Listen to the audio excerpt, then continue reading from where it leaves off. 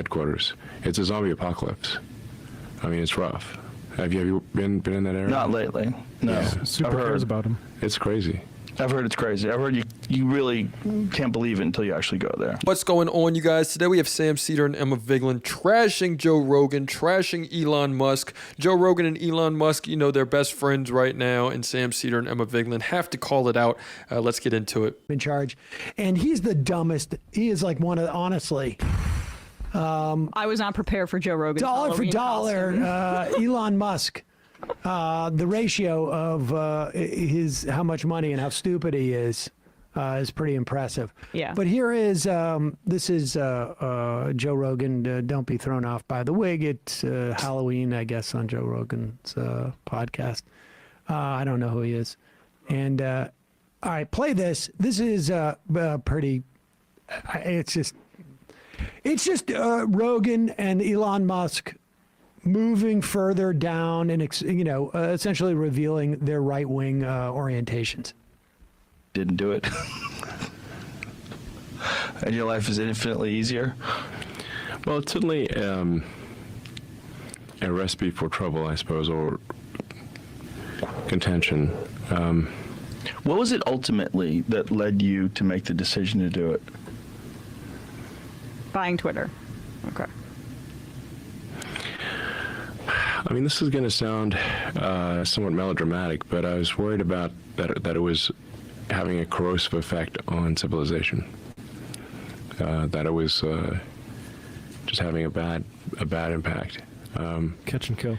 And Pause it for 1 second, and let me just be clear on this. I think this is him retconning a little bit, because it may be the case that he, was joking about buying Twitter and was trying to scare them. But remember, he tried to get out of it. Oh, yes.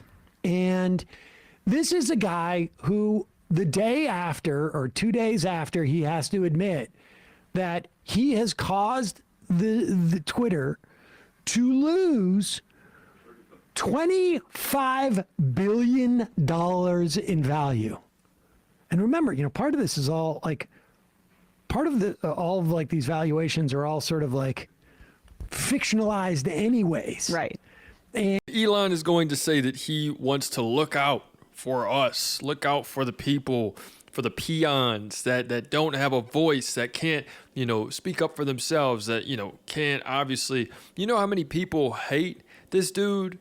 You know how many people that he could actually support, that he's cutting out of jobs by cutting the funds to all of these, different agencies, saying, oh, we're purging the deep state. And now he wants to get out of politics as well. And he has a nerve to say that he's doing this to look out for the people. Who does this guy think that we are? Does he think that he's dealing with idiots?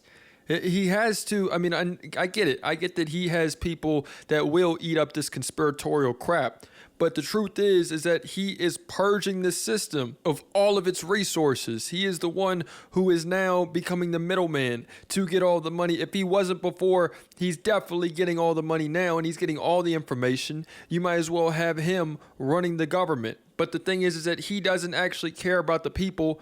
He doesn't have to worry about what happens whenever this country goes down. He can find a way to get out of this. But what about the people that have no escape? But that's more than 50% of the purchase price for him. Oh, it's more than 50% of the purchase price for him. But I would argue that this stuff's on a trajectory.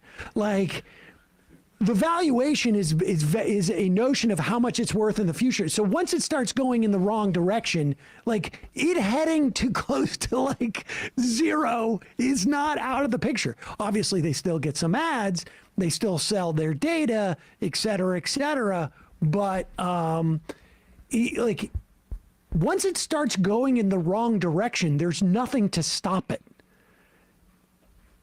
Even if he was to turn around and maybe get some ads, when people think there's not going to be more value in the future, that undercuts its present value in that tech world. And also, I think he's sort of I think this is his second reason why he bought it. The first reason was to show that he was a genius. He could make money off it.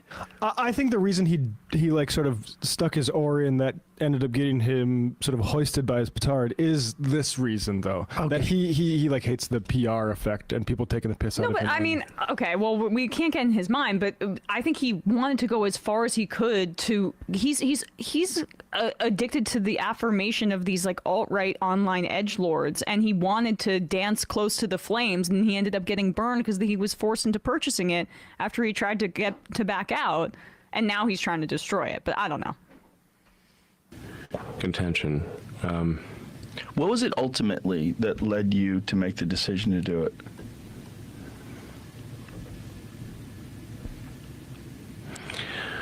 I mean, this is going to sound gonna pretend this is the somewhat first time I've melodramatic, thought about but I was worried about that it was having a corrosive effect on civilization. That it was just having a bad impact. I think part of it is that it's where it was located, which is downtown San Francisco.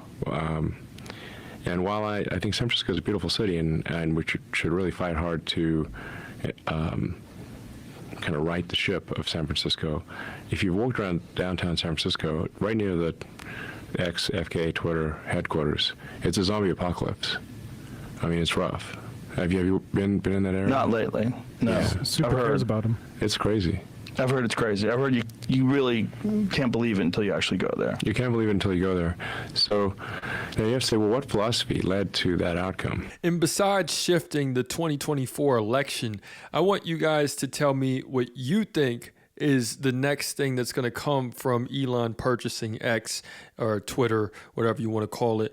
But what else is he doing? I mean, this is you can't go on Twitter without seeing some, Nazi crap or seeing some racist crap, seeing something where he's talking about, how women are, how masculinity is getting threatened and all of these different things. He obviously has an agenda that might be unconscious as far as his planning, but what else do you guys see that's going on? I mean, you see a lot of coverage on these Nazi supremacies, these groups all over the world, a lot more than what I had seen in the past, especially on Twitter. I don't feel like Twitter is definitely a safe space anymore just to be scrolling through. I mean, you got a lot more pornography. You just have it's getting sort of degenerate. So what else do you guys see in the future as far as X is concerned? How far do you guys think it's going to go?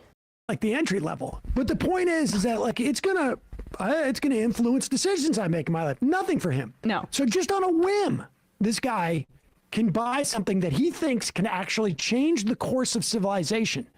One individual should not be able to do that. We decided as a society that they can. I mean, we decided to give them carte blanche to let this person who's a megalomaniac make this decision. And I just also want to point out how freaking stupid he is. If this is actually his real explanation, which I don't know, he's just covering his ass at this point. As if San Francisco and the Twitter headquarters are like the Death Star of this. He's going to explain the I ideology. understand. He thinks that it's indicative of something, but that means you're a really, really dumb person. Even if he's the smartest person in the world, they should not be allowed to accrue enough power Agreed. to do anything that changes the course of the plan. I mean, that's what he said, right? I bought it because I thought it was corrosive on our entire world society. So there we have it, you guys. And I know, it's been said before, but it's very interesting how in the past, we have these news stations that'll talk about, how great Bill Gates is, how great, all of these billionaires are that are wanting to do good for the world, that are not just wanting to sell you something at all. No, of course not. That's not what they're doing. They're wanting to help us out for the greater good. That's what the news would do. This is what you would watch on NBC, whatever it is. And now we have Joe Rogan, who has these billionaires come out and say, we really care about the greater good. We care about, society as a large. And we can see, the state of Twitter has gone completely in the opposite direction. It is now just doing nothing but promoting one side of the story, promoting conservative politics, and that's it. If not, if you don't believe me, go create a Twitter profile, go create an X profile, and see what you get bombarded with whenever you first get in there. It's going to be nothing but like conspiracy theories that lead you into a conservative rabbit hole. It is nothing but indoctrination. And this is what Joe Rogan is signing off on, saying, hey, look, man, I want to give you a heart-to-heart interview, and it's just the same story. But it's good to be aware of it. Let me know what you guys think in the comments. It's another day in the progressive way.